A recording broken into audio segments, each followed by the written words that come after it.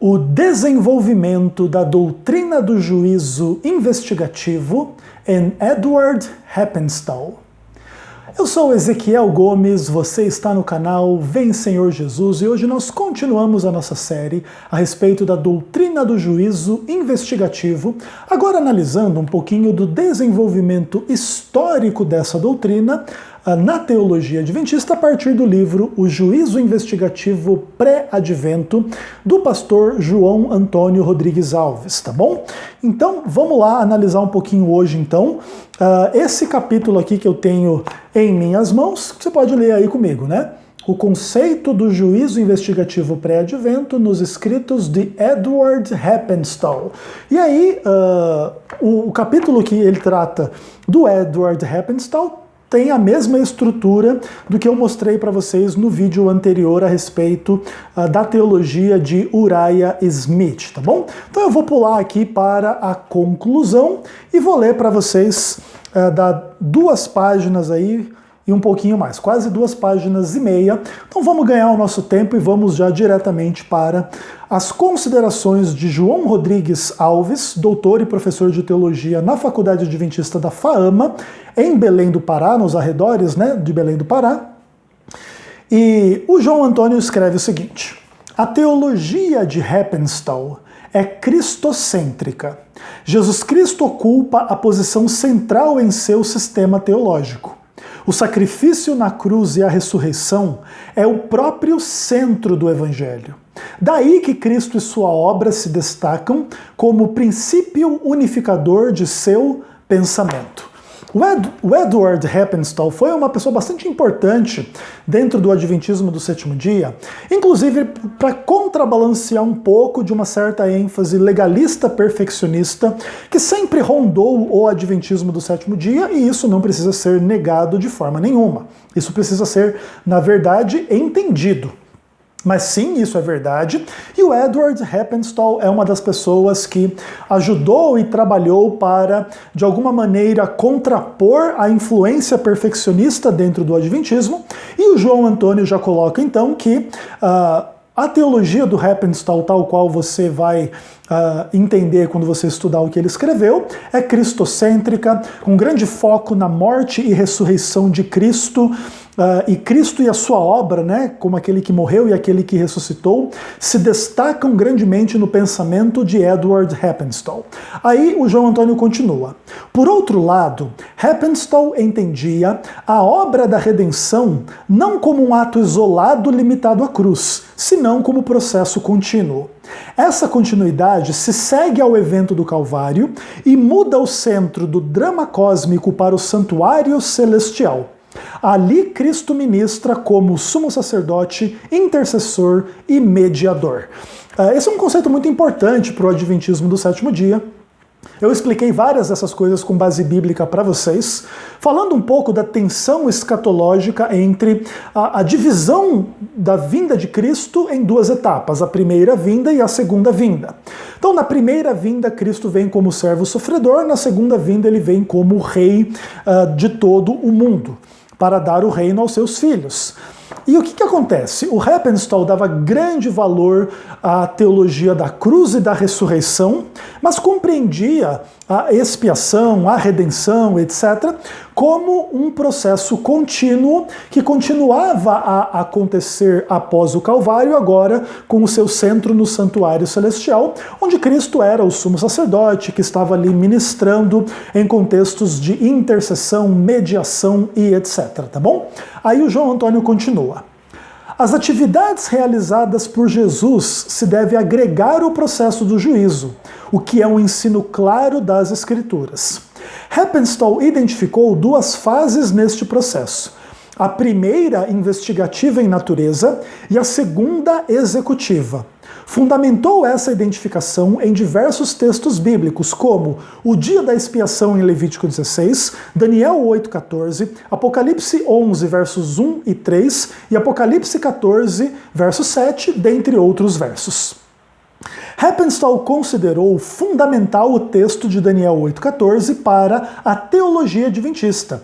Utilizou uma hermenêutica historicista em sua interpretação do mesmo, aplicando o princípio dia-ano ao período, confirmando as datas de outono de 457 a.C., até 22 de outubro de 1844 d.C., como os limites da profecia.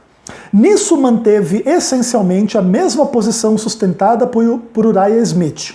Por outro lado, sua análise contextual da passagem o levou a situar no juízo ali simbolizado somente o chifre pequeno.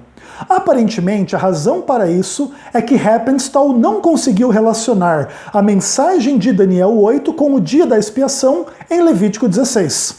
Adicionalmente, sua compreensão de que o sangue exerce uma função sempre purificadora nos serviços do santuário diverge da interpretação tradicional.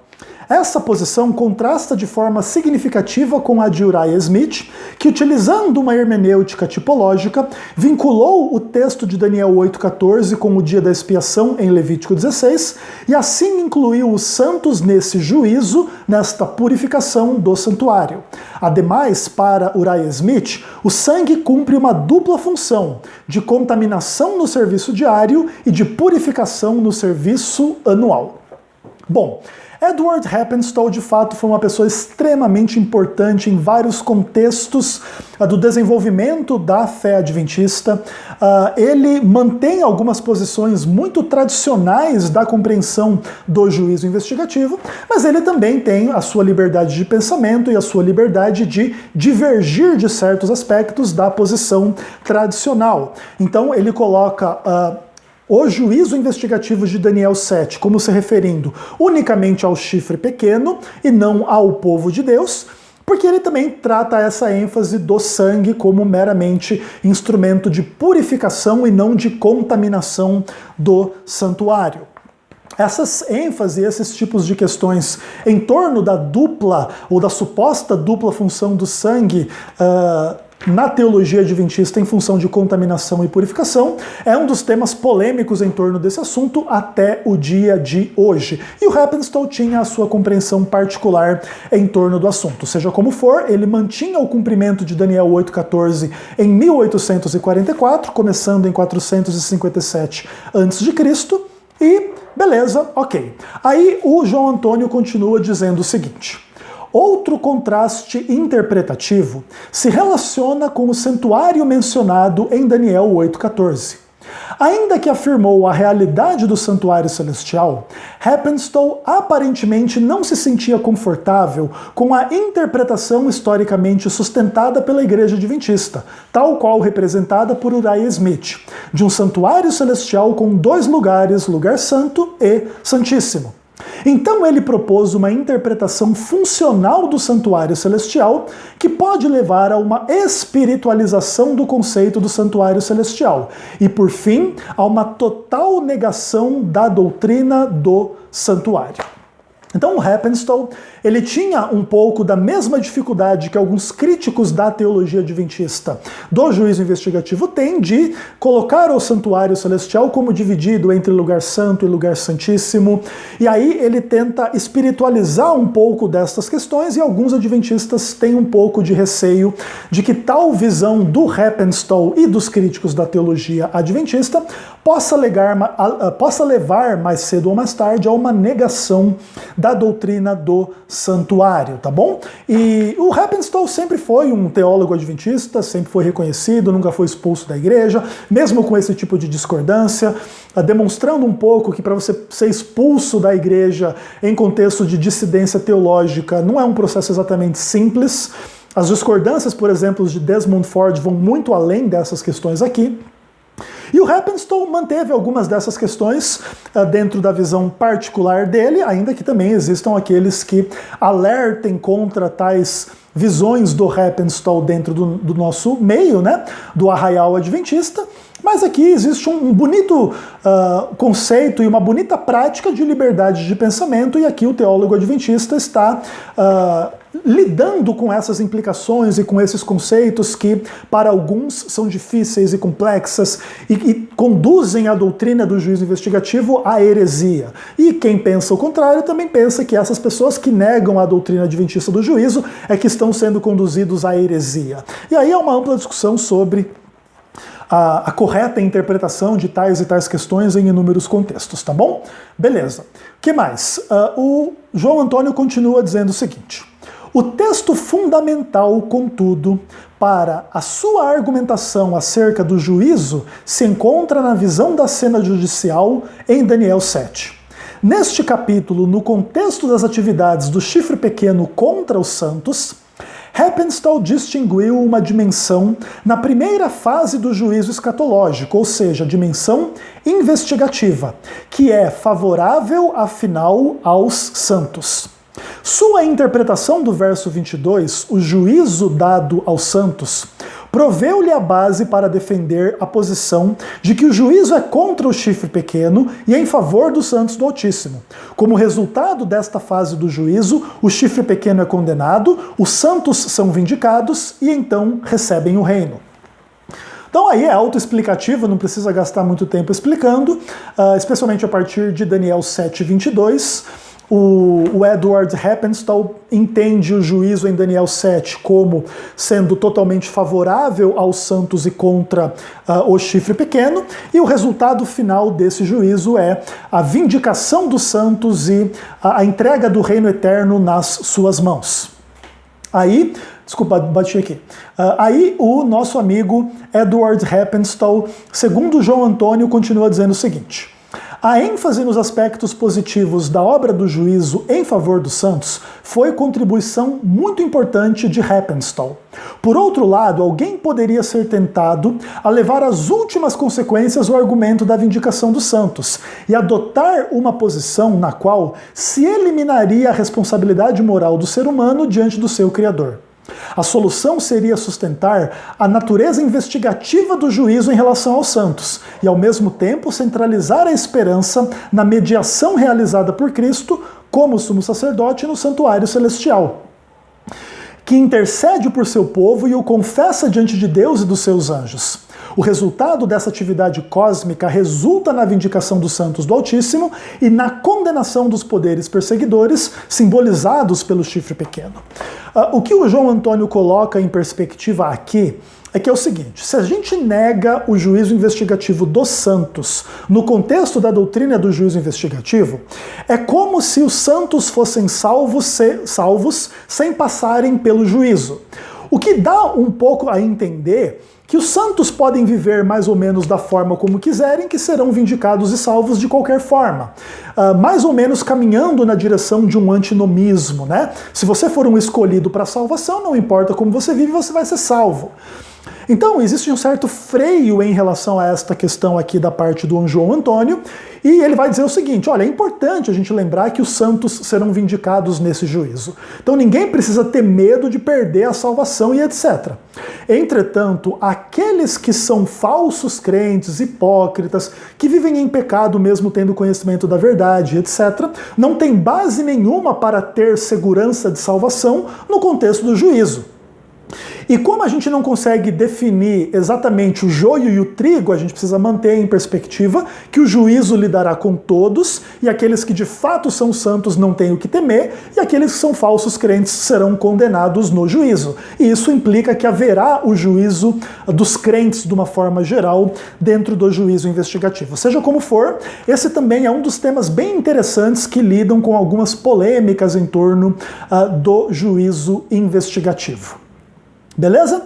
Aí o João Antônio continua dizendo assim: outro aspecto importante assinalado por Heppenstall é que tudo isso deve ser compreendido à luz do conflito cósmico entre Deus e Satanás.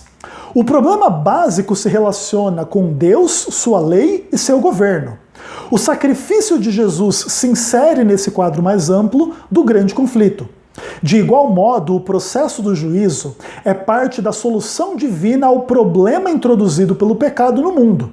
Desde essa perspectiva, a vindicação de Deus diante do universo precede a vindicação dos santos.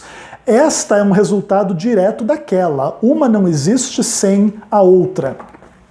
Aqui o Edward Heppenstall ele começa a trabalhar expandindo os horizontes da fé adventista em função do juízo investigativo. Agora não é um mero juízo se alguém é salvo ou perdido.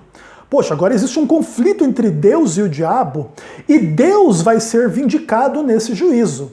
E porque Deus vai ser vindicado, os santos vão ser vindicados, porque Deus salvou os santos através de Cristo na cruz.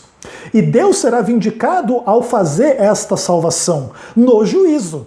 Então, o juízo é uma vindicação não só dos santos, mas também do próprio Deus e da sua forma de tratar as questões de salvação e perdição. Até por isso o juízo tem que incluir essa investigação, para que fique absolutamente claro aquilo que Deus fez e aquilo que todo mundo fez, e por que alguns vão para o céu e alguns não vão. De outra forma, se restar qualquer tipo de dúvida dentro desta questão, ainda poderá restar dúvidas se Deus é justo, se Deus é correto, se Deus é verdadeiro e etc. Então Deus, para eliminar completamente essas dúvidas, as resolve no contexto de juízo investigativo, à luz do grande conflito e com base na cruz do Calvário como o lugar onde Cristo morreu pelos pecadores para que Deus possa ser justo e justificador de quem tem fé em Jesus, ressoando, os temas fundamentais do evangelho pregado por Paulo, por exemplo.